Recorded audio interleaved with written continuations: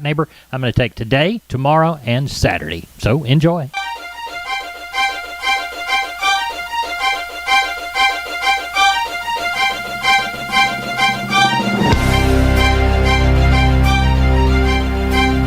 This is Farm Bureau Roundup, featuring farm and ranch news from the Panhandle to the Rio Grande Valley and from West to East Texas. Here's your host, Tom Nicoletti. Hello and welcome to Farm Bureau Roundup. Recent autumn rains, early freezes, and spring-like storms crossed over a wide range of Texas in early to mid-November. Plus, barge transportation slowdowns and a potential rail strike are concerning farmers and ranchers. Here's more from our team of reporters.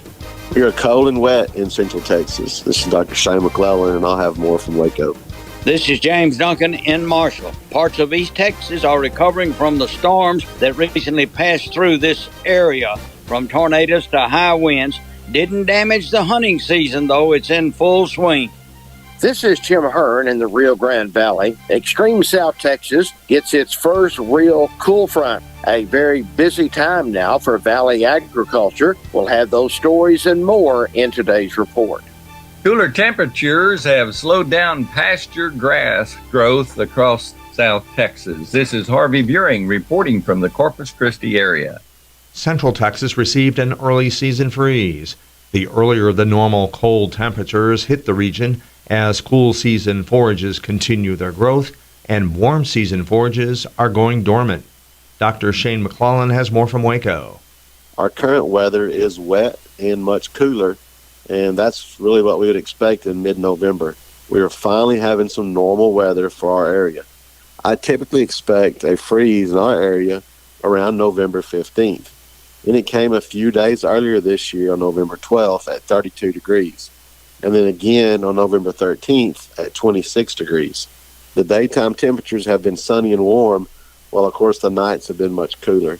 The cold weather has gotten rid of the flies and mosquito populations that just seemingly popped up overnight after those recent rains. All of this warm season forages that we have in our area were bitten back by the frost, and the cool season forages are much more visible out in those pastures now. Even with these scattered showers across our area, our stock tanks remain low, as do area lakes. We still need a large runoff pipe rainfall event to catch some running water in our stock tanks and lakes. Looking at rainfall for the last 365 days, depending on where you live in McLennan County, you're still -6 to -15 inches below our normal rainfall for the last year. The short-term weather pattern really looks good for us, with wheat oats emerging and growing well, along with all those cool season natives like ryegrass out in livestock pasture. As soon as our fields dry up, that will allow our producers an opportunity to get back into fields to finish planting wheat. Much of the wheat in our area has been planted, and it was planted right before these rains came. A lot of that wheat is emerging, germinating. You can row them, look down the row, it's coming up. Looks really good. County research plot of hard red winter wheat will be planted near McGregor as soon as it dries up. With these later planting dates of small grains this year, Hessian fly should not be as impactful to our wheat yields. Only time will tell, and that's what the research shows us. Until next time, this has been Dr. Shane McClellan from Waco with the Texas Farm Bureau Roundup. Recent storms in East Texas have played havoc with farmers, ranchers, and residents of cities and towns. James Duncan has our report from Marshall on the damaging weather and the latest on the hay situation for wintertime livestock feedings. In East Texas, 2022 cannot draw to a close quick enough for some folks. Well, we saw the snowmageddon in late winter, big ice storms at that time. Early spring, it was rains, more than we needed. Then an extended dry period that showed and slowed a lot of hay production. Well, then the fall tornadoes came with the high winds, but recovery has been the key in the fields and hay meadows of East Texas all year long, it seems like. Many of our producers recouped on the hay late in the fall, but the quality is very low. So they resorted to having alfalfa shipped in from those alfalfa producing areas up in the Midwest, even all the way up to South Dakota. Might be a little expensive on the transportation cost, plus the cost of the product is more this year than in normal times, but it's well worth the while to have this high quality hay for our cattle in the wintertime, because we are mostly cow-calf producers in East Texas. Now, the deer season, it's in full swing, and reports of harvest are good. This is always a spirit lifter in this area.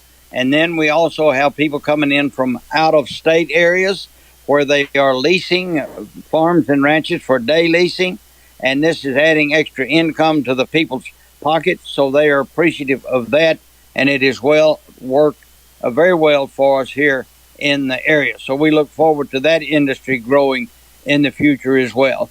Now, the calving for fall calves is very good. Weather's been good, so we're looking for a good crop all the way around there here in this East Texas area. This is James Duncan reporting from East Texas for Farm Bureau Roundup. As if agricultural producers do not have enough concerns right now, there is the potential of a rail strike and the slowdown of barge traffic on the Mississippi River. This all involves transportation of fertilizer shipments, among other necessary goods. Gary Joyner has this report from Waco. So much of agriculture is beyond a Texas farmers and ranchers' control. Added to the list right now are the low water level of the Mississippi River and a potential rail strike. Both are impacting fertilizer availability and prices. The river gauge at Memphis, Tennessee reached minus 8.49 feet last week. That's up from the low point this year of minus 10.81 feet last month. The Fertilizer Institute says cargoes are going up the river about a quarter loaded on barges. A lot of the docks where fertilizer is transloaded into terminals are off the main river. Access to those docks is a challenge. The threat of a rail strike is also looming large. The deadline to avoid a strike has been pushed back to December 4th. Industry leaders say fertilizer shippers using trains will be impacted even before the deadline if the unions haven't reached a decision before the deadline. Ammonia shippers will be impacted 5 days ahead of time if there is no resolution. That's because ammonia cannot be stuck in train cars during a strike. For everyday shippers are not able to move product, it takes 5 to 7 days to catch up. And there's not a lot of long-term storage, according to officials. Not good for Texas growers. But there's not much they can do about it, like so much in agriculture. For Farm Bureau Roundup, I'm Gary Joyner in Waco. Harvest of various crops continue in the Rio Grande Valley, while water woes continue for valley farmers and ranchers. Jim Hearn reports on the activities and the first cool front of fall that finally arrived. The weather is turning cooler. Morning lows have dipped into the 50s with daytime highs in the upper 70s, low 80s. Now, we finally got a front down here with some moisture, and that was very welcome. Valley water districts continue to restrict water amounts for valley producers. Some producers have very little or no water left in their water accounts until next year. Now, if the weather stays cool, water needs should be reduced, but hopefully we won't get back into the 90-degree mark anytime soon. The harvest of vegetables continues. Cabbage, carrots, winter salad greens. The young onion crop looks really good right now. The harvest of sugar cane is underway, along with citrus, both grapefruit and oranges. The latest rains in the ranch country have helped the range conditions, although burn bans are still in effect for almost all of South Texas. They will probably continue for the remainder of the year. Elevations at Amistad and Falcon Reservoir, well, they continue to, have a slow rise. Watershed rains have been light this early winter season, and let's hope it picks up. For Farm Bureau Roundup, this is Jim Hearn in the Rio Grande Valley. Along the coastal bend of Texas, cooler temperatures have also occurred. The drop in the mercury has slowed the growth of pastures considerably. Harvey Buring has more from Corpus Christi. Well, the cool fronts that have dipped into South Texas here in recent days have certainly dropped temperatures. And in our area, we've been lucky enough to avoid any type of freezing weather. But those cooler temperatures have certainly slowed down the growth of our warm season grasses that we've depended upon for our grazing most of the year here in South Texas. We've had a few light rain showers that have come with some of those cool fronts, but rainfall amounts haven't really totaled up to much more than a tenth or two in most locations. But those heavy rains that came right at the beginning of November did boost some grass growth and certainly helped to improve the body condition scores on cattle going into the late fall. Most cattle are in quite good condition for this time of the year, and pastures remain in very good condition as well. Our row crop farmers have their cultivated acres in very good shape, and most of those producers are now focused on securing their fertilizer and other crop input needs for the season, as those prices continue to be quite high. Now, as Thanksgiving approaches, we need to take a moment, and everyone needs to express some thanks and appreciation to our farmers and ranchers for all that they do to help provide our food and natural fiber needs each year. It's quite a struggle for them during these inflationary times to eke out a profit because their costs are extremely high, and that, of course, results in higher prices for all of us for the food that we buy at the grocery stores. Reporting from the Coastal Bend area for Farm Bureau Roundup, this is Harvey Buring.